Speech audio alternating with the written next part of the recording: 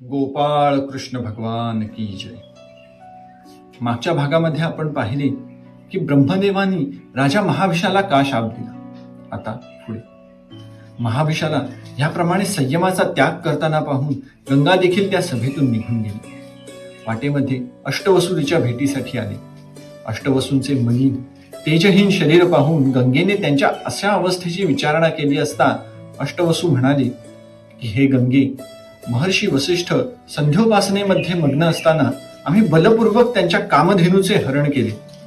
तेव्हा महर्षींनी कुपित होऊन आम्हाला मनुष्य योनीमध्ये जन्माचा शाप दिला आहे.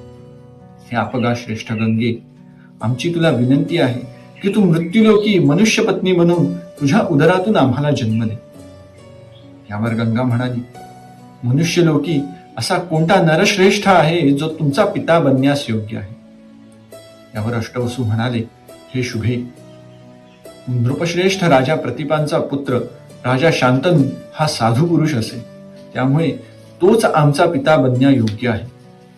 यावर गंगा उद्गारली की मी तुमच्या म्हणण्याप्रमाणे आचरण नक्की करेन, परंतु राजा शांतनूने पुत्रप्राप्तीसाठी ठेवलेले संबंध मी व्यर्थ नाही जाऊ देऊ शकत. यावर अष्टवसू म्हणाले की आम्ही सर्वजण आमच्या तेजाचा 1/8 भाग तुला देऊ.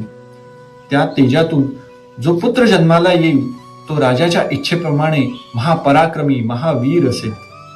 यावर गंगा तथास्तु म्हणून तिथून निघून गेली. पुढे याच अष्टवसूंच्या तेजातून ज्या पुत्राचा जन्म झाला त्या पुत्राची प्रतिज्ञा म्हणजे महाभारताच्या घटनाक्रमातली एक सर्वात महत्वाची घटना. आजच्या भागात एवढंच. पुढच्या भागात आपण पाहूया महाराज प्रतीप आणि गंगेचा संवाद आणि त्यानंतर राजा शांतनूचा राज्याभिषेक. तोपर्यंत शृण्वन्तु विश्वे अमृतस्य पुत्रः.